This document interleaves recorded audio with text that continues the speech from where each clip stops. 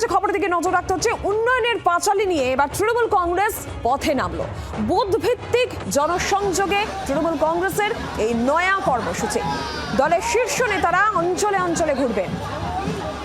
যারা আগে চলে গেছে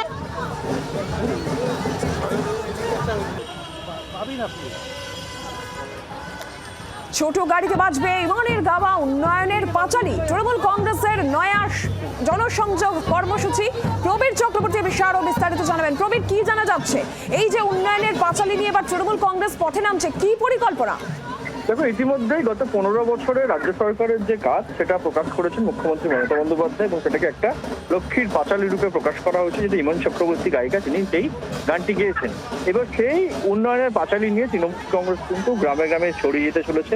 টানা 1 মাস যাবৎ প্রতিটি বিধানসভা ধরে ধরে কিন্তু একদম অঞ্চলে অঞ্চলে যেমন বৈঠক হবে, অঞ্চল অঞ্চলে প্রথম সারির নেতৃত্ব দ্বারা যাবেন। সকালে তারা বিভিন্ন কর্মীর বাড়িতে বা সাধারণ মানুষের বাড়িতে মধ্যাহ্নভোজ সারবেন। রাত্রিবেলা প্রতিটি অঞ্চলে প্রতিটি ব্লকে সাংস্কৃতিক অনুষ্ঠান হবে। অর্থাৎ নির্বাচনকে সামনে রেখে টানা 1 মাস যাবৎ একটা বিশাল জনসংযোগ কর্মসূচিতে নামছে তৃণমূল কংগ্রেস। একদিকে রাজ্য সরকারের যে কাজ সেটা মানুষের ঘরে ঘরে পৌঁছে দেওয়া, পাশাপাশি প্রতি স্থানীয় নেতৃত্বের সঙ্গে প্রথম সারির নেতৃত্ব গিয়ে মানুষের সঙ্গে আরো নিবিড় জনসংযোগ গড়ে তোলা এবং তাদের অভাব অভিযোগ জানা, সেটা সমাধান করা ভোটের আগেই। এই লক্ষ্যেই তৃণমূল কংগ্রেস কিন্তু এই বিশাল কর্মসূচিতে নামছে বলে জানা যাচ্ছে।